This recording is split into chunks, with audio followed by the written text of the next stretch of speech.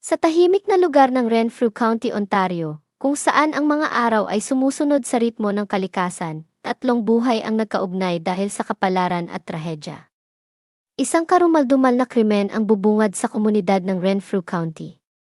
Sina Carol Coleton, Anastasia Kuzik, at Natalie Warmerdam ay hindi lamang mga biktima, sila ay mga anak, kapatid, ina, at kaibigan, mga babaeng ang mga landas ay nag-cross sa pinakanakakasindak na paraan. Welcome to Pinoy Crime Journal. Dito sa ating channel, susuriin natin ang mga totoong kwentong krimen na gumimbal sa iba't ibang panig ng mundo. Mula sa mga headline-grabbing cases hanggang sa mga hindi pa nare-resolbang krimen, hihimayin natin ang bawat detalye, bawat saksi, at bawat ebidensya. Samahan ninyo akong alamin ang katotohanan sa likod ng mga krimen na ito. Don't forget to subscribe and click the notification bell para hindi ninyo ma-miss ang kahit isang episode. Simulan na natin ang paglalakbay sa mundo ng krimen. Ito ang Pinoy Crime Journal. Si Carol Coleton ay lumaki sa Chalk River, kung saan nagtatrabaho ang kanyang ama. Siya ang pangalawang bunso sa 5 magkakapatid. Nagtrabaho siya sa gobyerno at pagkatapos ay huminto upang magsimula ng isang second-hand store, kasama ang kanyang asawang si Bob McCarthy, isang ahente ng real estate. Ngunit nahirapan sila sa kanilang negosyo at kalaunan ay kailangang ihinto ito, kaya bumalik si Carol sa trabaho sa gobyerno. Mahilig siya sa gardening, maglaro ng cards, at inilaan ang kanyang panahon sa kanyang asawa, na namatay noong 2012 dahil sa cancer. Si Carol ay nagtrabaho bilang isang compensation advisor sa Agriculture and Agri-Food at nagretiro noong September 18, 2015 sa edad na 66 years old. Siya ay inilarawan ng mga nakakakilala sa kanya bilang isang mahinahon at mabait na tao.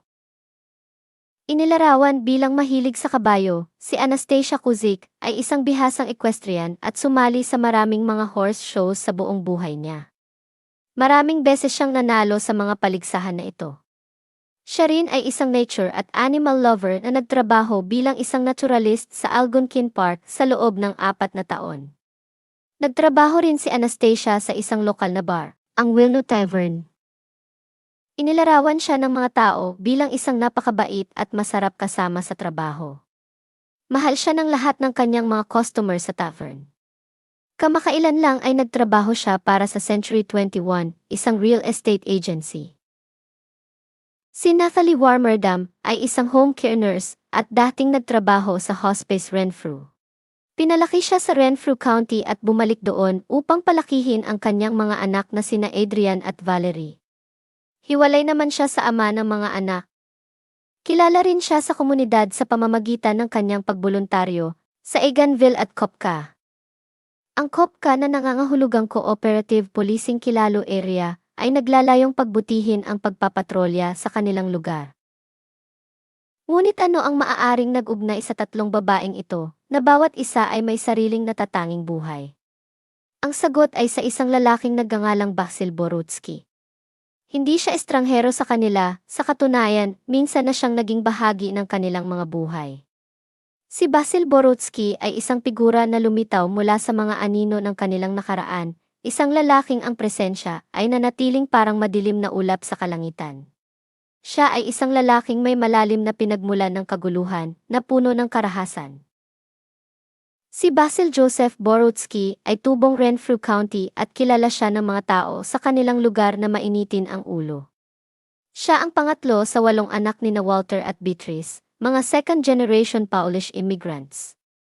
Ang kanyang ama ay nagtrabaho bilang isang trapper. Hindi maganda ang relasyon ng kanyang mga magulang. Ang kanyang ina ang siyang istriktong namamahala sa kanilang tahanan. At hindi naging maganda ang trato ni Beatrice sa kanyang anak na si Basil. Noong nagbibinata, nagsimulang magkaroon ng relasyon si Borutsky.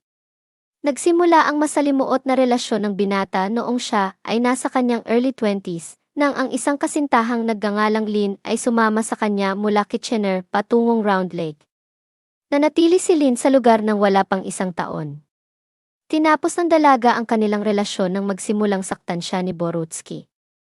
Hindi nagtagal matapos ang kanilang paghihiwalay, nagkaroon ng relasyon si Borodski sa isang babaeng taga Round Lake na nagngangalang Mary Ann Mask. Ang kanilang masalimuot na on and off relationship ay tumagal ng mahigit sa 25 taon. Sa kasong diborsyo ng mag-asawa noong 2011. Isiniwalat ng dalawa nilang anak na halos mahulog ang kanilang ina mula sa isang umaandar na sasakyan kung saan ang kanilang amang si Borodski ang nagmaneho. Bumalik ang ginang na duguan mula sa engkwentrong iyon. Ayon sa mga dokumento, si Mary Ann ay madalas magsampa ng reklamo laban kay Borodski, ngunit pagkatapos ay binabawi ito. Paulit-ulit niyang binabawi ang kanyang mga reklamo at patuloy naman siyang binubugbog ni Borodski. Pagkatapos maghiwalay nila ni Mary Ann, inilipat ni Borodski ang kanyang karahasan sa iba pang mga babae. Nakilala niya si Natalie Warmerdam na naging nurse ng kanyang ama sa isang hospice. Noong panahong iyon, nasa gitna ng paghihiwalay si Natalie sa kanyang asawa.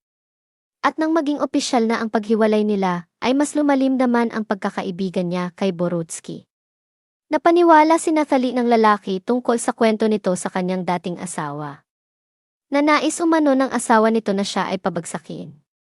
Sinuportahan siya ni Natalie sa mga pagdinig sa korte laban sa dating asawa nito. Hindi nagtagal ay nagkaroon ng romantikong relasyon ang dalawa. Lumipat si Borodski sa bahay ni Natalie kasama ang mga anak nito. Noong una ay tila normal ang pakikitungo ni Borodski. Ngunit kalaunan, siya ay naging manipulative at controlling kay Natalie. Nilalayo ang babae sa mga kapamilya at kaibigan nito. Madalas ding lasing si Borodski at pinagsasabihan ang mga anak ni Natalie ng mga masasakit na salita. Si Adrian ay madalas na pinagbabantaan nito. Noong August 2012, matapos ang ilang buwang tumitinding tensyon, inireport ni Natalie si Borodski sa mga pulis matapos niyang bantaan na sasaktan ang kanyang anak na si Adrian at papatayin ang alaga nilang aso. Kinasuhan si Borodski ng pananakit.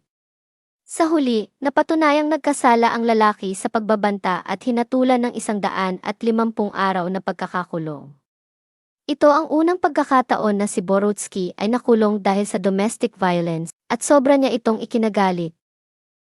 Iniutos ng korte na dumalo si Borodski sa Living Without Violence, ang tanging programa sa kanilang lugar na tumutugon sa mga kasong pang-aabuso ng partner, na layuning turuan ang mga abusado ng mas maayos na paraan ng pagharap sa kanilang sarili. Ang kaganapan ng programa ay sa tapat mismo ng pinagtatrabahuhan ni Natalie. Araw-araw, natatakot siyang magtagpo ang landas nila ni Borodski. Dahil sa matinding trauma, naglagay si Natalie ng isang panic button sa tabi ng kanyang unan at bumili ng baril na itinago niya sa ilalim ng kama.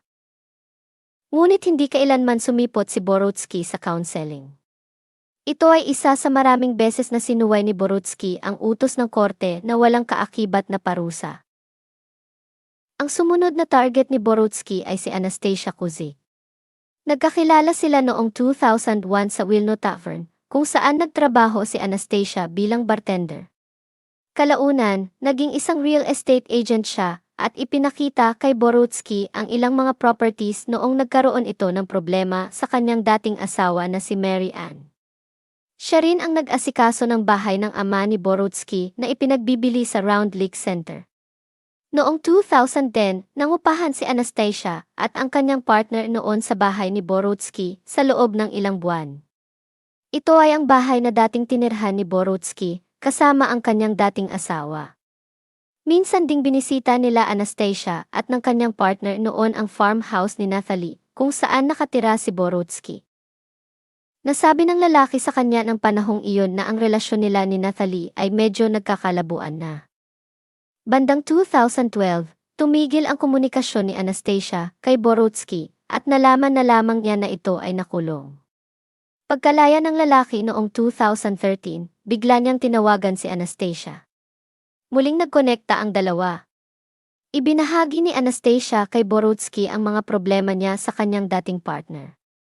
Naging napakasuportado ni Borodski sa panahong ito na nakatulong sa babae upang makaramdam ng kaligtasan. Kalaunan, umalis ang dating partner ni Anastasia. Inanyayahan naman niya si Borodski na pumunta sa kanyang bahay at manatili roon dahil sa kanyang pangamba na dulot ng kanyang dating partner. Si Anastasia ay nagkaroon ng depresyon at naging mahina ang kalagayan, kaya tinulungan siya ni Borodsky na ayusin ang kanyang buhay. Tuluyang nakuha ni Borodsky ang kanyang loob at hindi pinaniwalaan ang mga babala ng ibang tao tungkol sa lalaki. Maaaring alam ni Anastasia ang marahas na pag-ugali nito sa nakaraan, ngunit binaliwala niya iyon. Noong Enero ng 2014, binugbog siya ni Borodsky hanggang sa punto na nakiusap siyang patayin na lang siya. Makalipas ang ilang araw, tinawagan ni Anastasia ang mga pulis matapos ang isa pang pagtatalo. Kinasuhan niya ito ng pananakit, pananakal, at paninira ng gamit matapos niyang sunugin ang mga pag-aari ni Anastasia. Sa payo ni Nathalie, tumestigo siya laban kay Borodsky sa korte. Napatunayang nagkasala ang lalaki ng pananakal at hinatulan ng 17 buwang pagkakulong at 2 taong probation.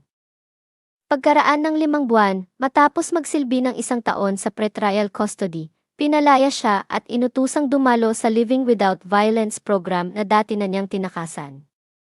Sa ikalawang pagkakataon ay hindi siya sumipot. Taong 2015, isang ganap na consistent domestic abuser si Borodsky ayon sa kanyang record sa korte.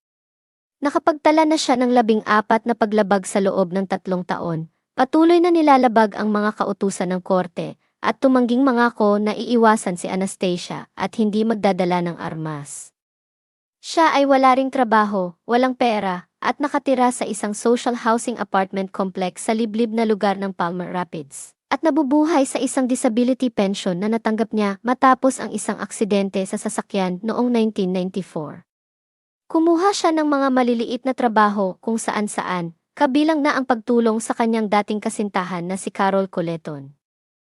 Hindi malinaw kung kailan nagkita sina Borodsky at Carol, ngunit sa korte ay naisiwalat na nagsimula ang kanilang romantikong relasyon noong 2013. Sa kanyang pag-amin sa pulisya, sinabi ni Borodsky na nakatira siya sa isang farm nang magsimula ang kanilang relasyon. Dagdag niyang saad na nagkalayo sila nang simulan niyang tulungan si Anastasia sa kanyang bahay at nang siya ay makulong. Noong unang bahagi ng 2015, muling lumitaw si Borodsky sa buhay ni Carol na nag-aalok na tulungan siyang ihanda ang kanyang cottage para ibenta. Sinabi niyang siya ay walang magawa at kailangan ng mapagkakaabalahan. Makakatipid daw si Carol sa kanyang serbisyo sa pag-ayos ng cottage. Ngunit hindi nagtagal, muling nagkaroon ng problema sa kanilang pagkakaibigan at nagsimulang maging kakaiba at nakakabahala ang kanyang mga kilos. Nagreklamo si Carol tungkol sa substandard na trabaho ni Borodsky at ipinahiwatig na maaaring sinasadyang sirain ng lalaki ang kanyang pagsisikap na maibenta ang kanyang cottage. Nakababahala din ang kanyang pagsiselos at pananakot. Sa isang pagkakataon, pumunta si Borodsky sa bahay ni Carol nang hindi kailanman binigay ng ginang ang kanyang address. Nagsimula na siyang matakot at binalaan siya ng kanyang mga kaibigan na delikado ang ganitong uri ng kilos. Ilang linggo bago ang trahedya, pumunta sina Borodsky at Carol sa isang kasiyahan kung saan umupo ang babae sa kandungan ng ibang lalaki. Nagalit si Borodsky na gustong muling subukan ang pakikipagrelasyon sa kanya kahit na tinanggihan na niya ang mga naunang paglapit nito. Dahil sa kanyang selos, sinira niya ang mga bulaklak na itinanim sa paligid ng cottage. Patuloy din na nag-text si Borodsky sa babae. Biyernes nang magretiro si Carol mula sa kanyang trabaho at Linggo nang mag-text sa lalaki na tigilan na siya at mayroon na siyang karelasyon. Bumalik si Carol sa kanyang cottage ng Lunes ng umaga at nakita niya ang mga nakakatakot na mga mensahe na nakasulat sa paligid ng kanyang cottage. Nagpadala siya ng message sa kanyang nobyo ng gabing iyon at sinabing ilalagay niya ang kanyang cellphone sa tabi ng kanyang unan sakaling kailangan niyang tumawag sa emergency. Determinado siyang manatili para sa isang appointment sa isang real estate agent na si Kathy Pitts sa sumunod na araw para pag-usapan ang pagbebenta ng cottage. Nang dumating si Pitts para sa kanilang meeting, nakita niya ang basag na bintana sa harap ng cottage, kaya humingi siya ng tulong sa mga kapitbahay. Pagpasok nila sa loob, natagpuan ni Pitts ang walang buhay na katawan ng ginang.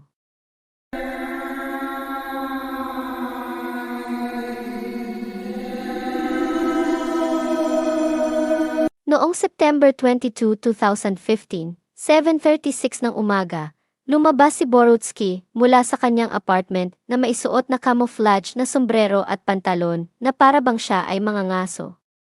May dala siyang isang lumang shotgun na nakita niya noon sa ilalim ng floorboards, sa isang luma at sirang motorhome, sa isang scrapyard. Gamit niya ang sasakyang hiniram mula sa isang kapitbahay. Nagmaneho siya sa mga makakapal na kagubatan at dumaan sa isang tahimik na lugar. Dumating si Borutsky sa cottage, na punong-puno ng selos at galit. Nakita siya ng babae at agad na ikinandado ang pintuan. Binasag niya ang bintana sa harap ng pinto, pumasok, at sinakal si Carol gamit ang isang kable ng TV. Hindi siya tumigil hanggang sa hindi na makahinga ang ginang. Tinakpan niya ng kumot ang katawan ni Carol na nakadapa sa sahig sa tabi ng kanyang kama. Iniwan naman niya ang sasakyan ng kanyang kapitbahay at nag-iwan ng $100 para sa gasolina. Ninakaw niya ang sasakyan ng biktima at nagmaneho papuntang Hilagang Silangan. Dahil sa liblib ang lugar, walang nakakita sa kanyang ginawang krimen. Nagmaneho siya ng 30 kilometro papuntang Wilno at dumating sa bahay ng kanyang dating kasintahan na si Anastasia Kuzik bago mag-alas 9 ng umaga. Hindi agad nakilala ni Anastasia ang sasakyan na huminto sa kanyang garahe, ngunit nakilala niya ang lalaking bumaba mula rito. Mahigit 1 taon na siyang nabubuhay sa takot kay Borutsky. Ang kanyang kapatid na si Eva ay nasa itaas ng bahay nang marinig niya ang isang sigaw. Bumaba siya at nakita ang kapatid na nakasiksik sa likod ng kitchen island. Tumingin si Eva sa bintana at nakita ang isang lalaking nakilala niyang si Borutsky. Tumakbo si Eva palabas at sinabihan si Borutsky na layuan ang kanyang kapatid. Tila hindi siya narinig ng lalaki at pumunta sa kanyang kotse at kinuha ang baril. Tumakbo na siya ng mabilis upang humingi ng tulong. Ilang segundo lamang ang lumipas, narinig niya ang isang putok ng baril. Namatay si Anastasia sa isang tama ng bala at nakahandusay sa isasahig ng kanyang kusina. Ang pangatlong biktima noong araw na iyon ay isa pang dating kasintahan, si Nathalie Warmerdam. Nang umagang iyon, habang kumakain siya ng breakfast sa kanyang bahay sa Foymount, isang maliit na komunidad sa silangan ng Wilno, biglang sumugod si Borutsky sa harap na pinto. Isa sa mga kamera ang nahagip ang pagdating ng lalaki sa farmhouse ng 9:31 ng umaga. Ipinakita na ang salarin ay kalmadong naglakad papasok sa bahay. Ang kanyang 20 taong gulang na anak ni Nathalie na si Adrian ay nanonood ng TV sa living room at narinig ang sigaw ng kanyang ina. Nakita niyang tumatakbo ito papunta sa kanya at nasa likod nito si Borutsky na may dalang baril at hinahabol ang ginang. Tumakas si Adrian palabas sa likuran at narinig ang putok ng baril. Tumakbo siya palayo at tumawag sa pulisya. Humiga siya sa lupa habang hinihintay ang pagdating ng mga pulis. Sa mga sandaling iyon, nakatakas na si Borutsky sa lugar. Nagmaneho ang suspect papuntang silangan sa isang maliit na sawmill sa White Lake, Ontario. Itinapon niya ang cellphone ni Carol sa bintana habang binabaybay ang Foymount Road. Hinahanap niya ang isang lalaki na nagbebenta ng backhoe kay Nathalie at sa iba pa. Sinabi ni Borutsky sa pulis na gusto niyang patayin ang naturang lalaki, ngunit wala ito sa sawmill nang siya ay dumating. Samantala, nag-iikot ang mga pulis sa mga kalye matapos maalerto na maaaring pupunta ang suspect sa lungsod. Pasado alas 11 ng umaga nang matagpuan ang katawan ng unang biktima. Sa kabuuan, naghanap ang mga pulis sa kanya ng humigit kumulang 5 oras. Sa huli, tumigil si Borutsky sa isang property ng kamag-anak. Ipinarada niya ang kotse at naglakad papunta sa kagubatan, nag-text sa kanyang kapitbahay at sa kanyang kapatid na si Arthur. Inamin ni Borutsky ang kanyang mga ginawang krimen, ngunit hindi niya tinanggap ang tunay na responsibilidad para sa mga ito. Nag-text siya sa kanyang kapatid na kasalanan ito ng sistema, na ang mga babae ang maisala at walang nakinig sa kanya. Sa pagkakataon na iyon, pinalibutan na siya ng mga pulis, unti-unting lumapit upang arestuhin siya, at pagsapit ng 2:32 ng hapon, nasa kustodya na siya ng mga pulis. Itinuro naman niya ang shotgun na ginamit sa krimen. Sa lugar kung saan niya iniwan ang shotgun ay nakita ang isang papel na kanyang sulat kamay na nagsasabi sa mga otoridad na wala na siyang armas. Mahigit 2 taon ang nakalipas, sa isang courtroom sa Ottawa noong November 24, 2017. Si Basil Borowski ay napatunayang nagkasala ng 2 bilang ng first-degree murder sa pagkamatay ni Anastasia Kuzyk at Nathalie Warmerdam at ng second-degree murder sa pagkamatay ni Carol Coleton. Sa loob ng 19 na araw, narinig ng hurado ang napakaraming ebidensyang nag-uugnay kay Borowski sa mga pagpatay. Kabilang ang isang walang pagsisising pag-amin na ibinigay ni Borowski sa mga pulis matapos ang kanyang pag-aresto, at ang ebidensya ng DNA ng dugo ng mga babae sa kanyang mga damit. Tahimik sa buong paglilitis, tumanggi si Borowski na magbigay ng plea deal. Hindi rin siya kumuha ng abogado at walang sinabi sa kanyang depensa bago ang hatol ng hurado. Noong March 28, 2024, si Basil Borowski, na hinatulan ng life imprisonment, ay namatay habang nasa kulungan.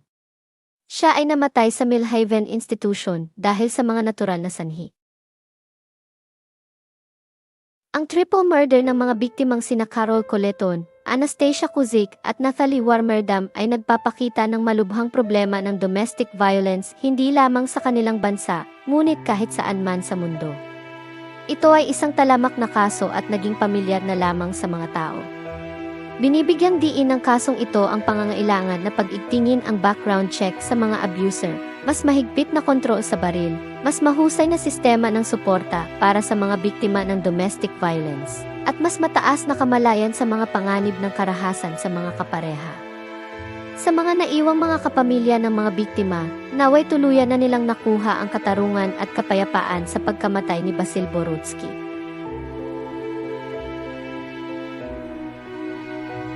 Maraming salamat sa inyong panonood dito sa Pinoy Crime Journal. Kung nagustuhan ninyo ang episode na ito, huwag kalimutang magbigay ng komento at i-share sa inyong mga kaibigan. Tandaan, mag-ingat at manatiling mapagmatsyag. Muli, ito ang Pinoy Crime Journal. Hanggang sa susunod na episode, paalam at magandang araw sa ating mga taga-subaybay.